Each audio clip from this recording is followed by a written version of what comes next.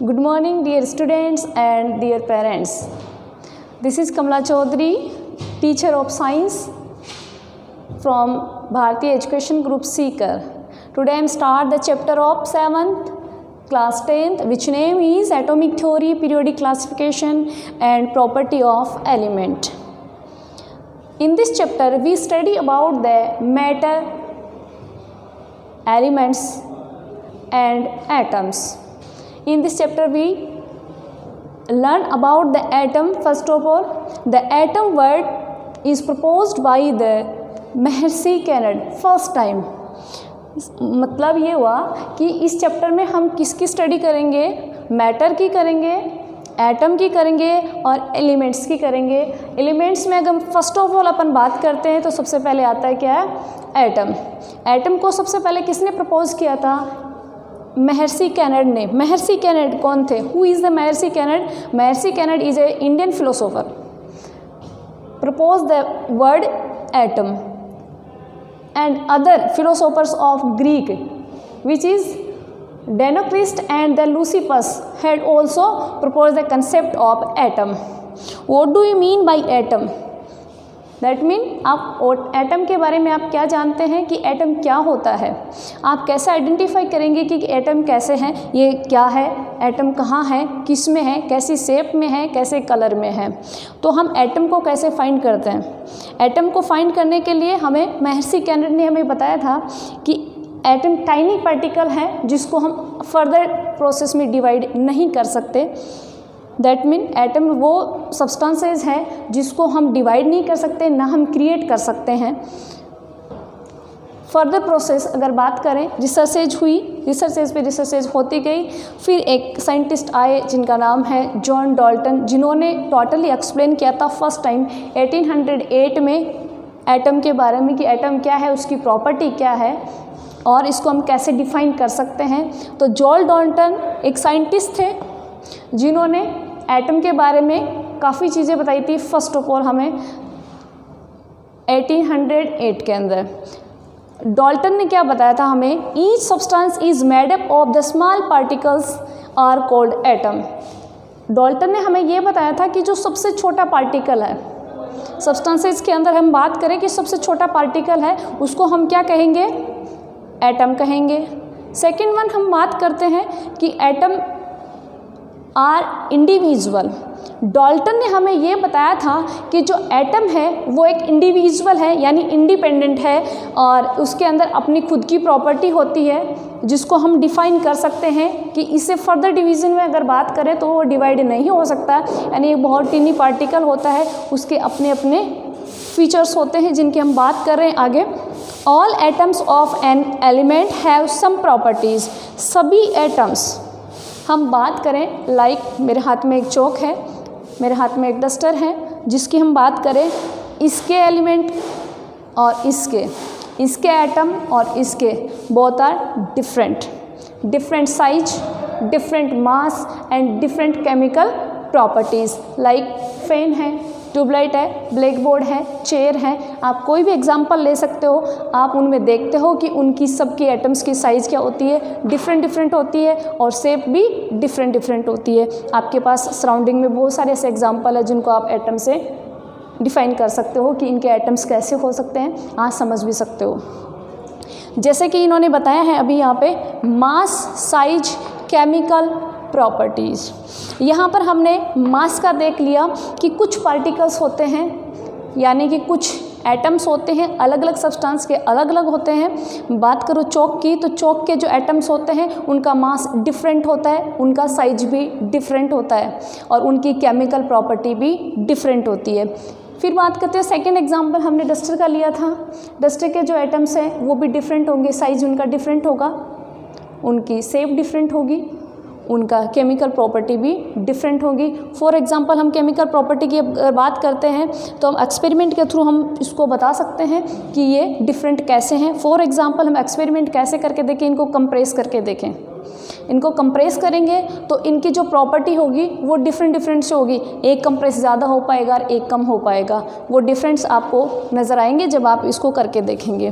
फिर डाल्टन ने और क्या बताया था एटम के बारे में? फर्स्ट ऑफ ऑल जब बताया उन्होंने तो और क्या क्या चीज़ें बताई थी जिसके बारे में हम एटम को और समझ सकते हैं। Atom are different element, have different properties. अब डिफरेंट एटम होते हैं, उनके डिफरेंट प्रॉपर्टीज़ भी होती हैं। अभी हमने एग्जाम्पल दूसरा ले सकते हैं कि ब्लैक बोर्ड है, चेयर है, इनके एलिमेंट भी डिफरेंट है तो इनके प्रॉपर्टीज़ भी डिफरेंट होंगी।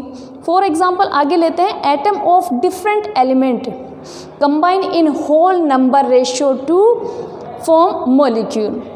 मॉलिक्यूल की हम बात करते हैं कि बहुत सारे एटम्स मिलके एक मॉलिक्यूल का फॉर्म बनाते हैं, यानी कि बहुत सारे एटम्स मिलके किसका फॉर्मेशन करते हैं? मॉलिक्यूल का करते हैं। और अलग अलग सब्सटेंस के मॉलिक्यूल अलग अलग रेशियो से बनते हैं।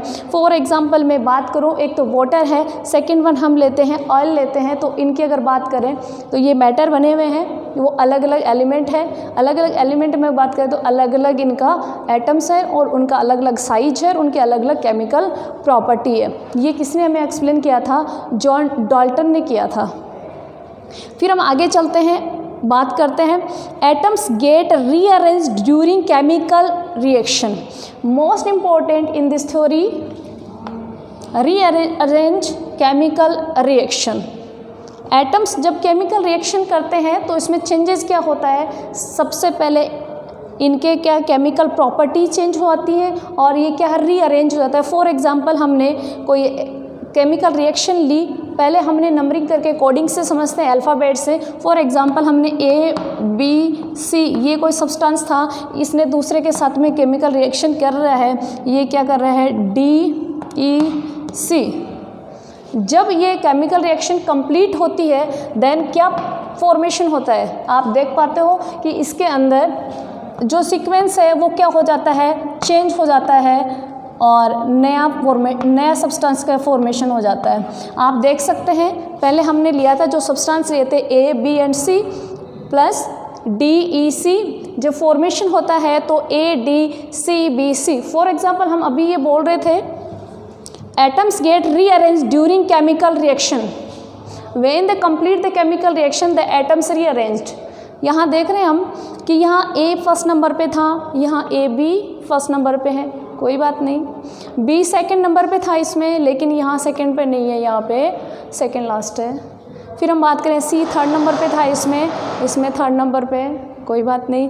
यहाँ डी फर्स्ट पे है, यहाँ ये सेकंड पे है, ई सेकंड पे है, यहाँ ये ई लास्ट में है और सी है वो बीच में है। तो हम देख सकते हैं कि जब केमिकल रिएक्शन होती है तो वो क्या करते हैं? रीअरेंज होते हैं। अब रीअरेंज होते हैं बट इनकी क्या होती है? केमिकल प्रॉपर्टी होती है वो चेंज नहीं होती है, इनकी जैसी यहाँ थी वैसी की वैसी यहाँ रहेगी। हाँ, दूसरे सब्सटेंस का फॉर्मेशन ज़रूर हो जाएगा लेकिन इसमें और कोई चेंजेस नहीं होगा, इनकी प्रॉपर्टीज़ नहीं चेंज होगी। ना तो हम यहाँ पर और कोई क्रिएट कर पाएंगे, ना हम यहाँ किसी को डिस्ट्रॉय कर पाएंगे। फॉर एग्जाम्पल हम यहाँ लेते हैं कि कोई केमिकल इक्वेशन हो रही है,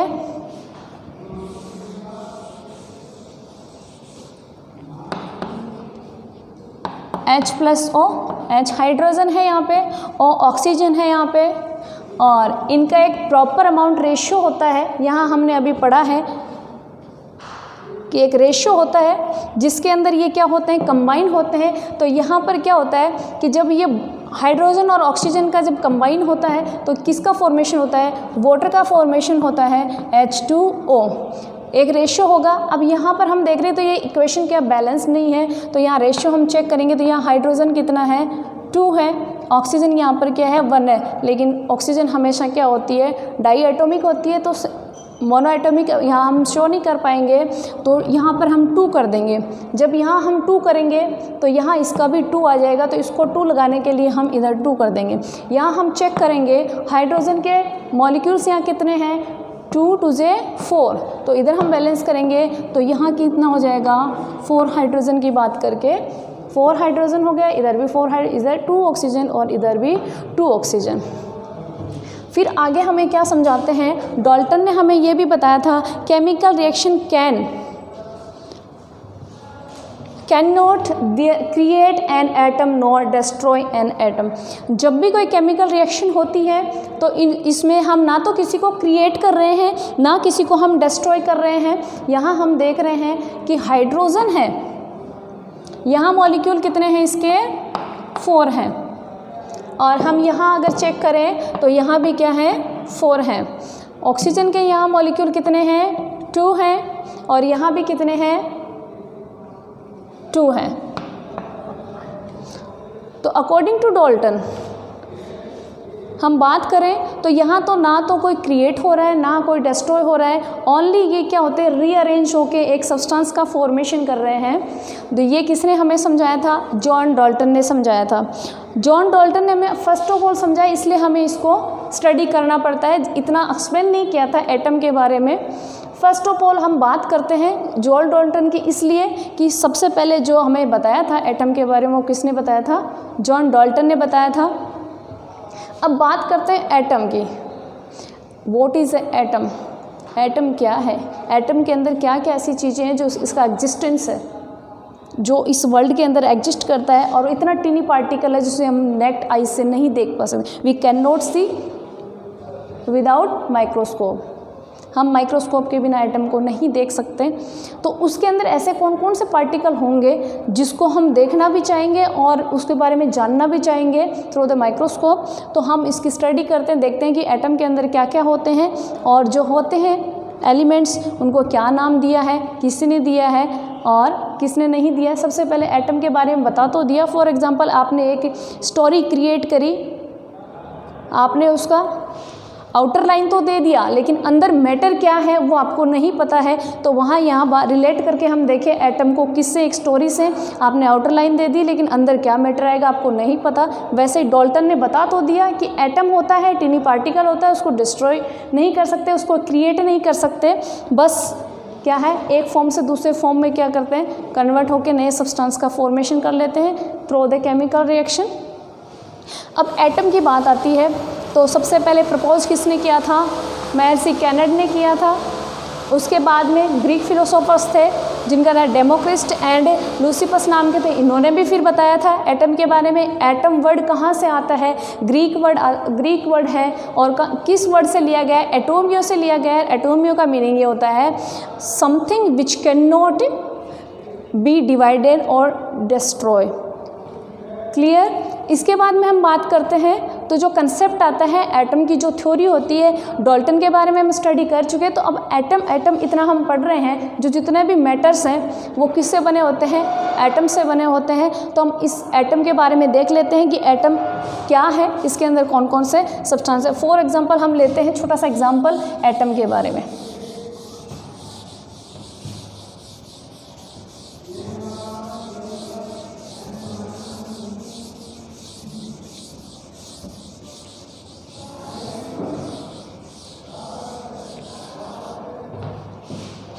देखेंगे एटम का जो साइज़ होता है या जो शेप होती है वो डिफरेंट एलिमेंट में डिफरेंट होती हैं, बट एक्सप्लेन करते हैं तब हम राउंड शेप लेते हैं। तो we explain the atom. In the atom 3 particles present in it.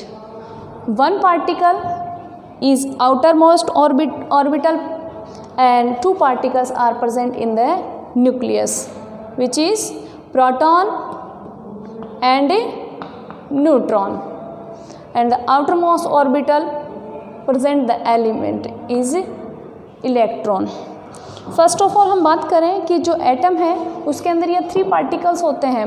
जब डाल्टन ने बताया था कि एटम होता है, लेकिन तब उन्हें ये नहीं पता था कि उसके अंदर इलेक्ट्रॉन होता है, प्रोटॉन होता है या न्यूट्रॉन होता है। उन्होंने ये बताया था ओनली कि एक टीनी पार्टिकल होता है जिसको हम डिस्ट्रॉय नहीं कर सकते और ना उसको डिवाइड कर सकते, उसको हम एटम कहते हैं। और एटम के बारे में हम जाने आगे तो ये इसके अंदर 3 पार्टिकल्स होते हैं। अब 3 पार्टिकल की हम बात करें तो फर्स्ट ऑफ ऑल जो न्यूक्लियस में प्रेजेंट होते हैं वो प्रोटॉन और न्यूट्रॉन है, और जो आउटर मोस्ट ऑर्बिट में जो प्रेजेंट होता है moving around the nucleus is electron. सबसे पहले किसने डिस्कवर किया था? प्रोटॉन किसने डिस्कवर किया था? न्यूट्रॉन किसने डिस्कवर किया था? और इलेक्ट्रॉन किसने डिस्कवर किया था?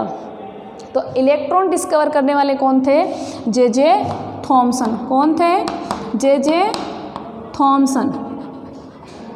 जो आगे हम इस चैप्टर में जो मॉडल पढ़ेंगे वो इन्हीं का ही पढ़ेंगे। जे थॉमसन ने किसके बारे में बताया था कि एटम के अंदर एक ऐसा पार्टिकल होता है जिसको हम इलेक्ट्रॉन कहते हैं, और वो कौन सा होता है? नेगेटिव चार्ज होता है। कौन सा चार्ज कंटेन करता है? नेगेटिव चार्ज कंटेन करता है, उसको हम इलेक्ट्रॉन कहते हैं। क्लियर यहाँ तक? उसके बाद में बात आते हैं प्रोटॉन। प्रोटॉन किसने डिस्कवर किया था? रदरफोर्ड ने। किसने डिस्कवर किया था? रदरफोर्ड ने किया था। और न्यूट्रॉन किसने बताया था? जेम्स चैडविक ने। न्यूट्रॉन किसने डिस्कवर किया था? जेम्स चैडविक ने।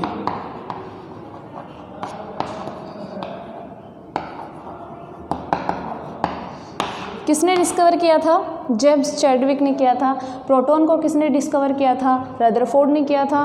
न्यूट्रॉन को किसने किया था? जेम्स चैडविक ने किया था। इलेक्ट्रॉन को किसने डिस्कवर किया था? जे थॉमसन ने किया था।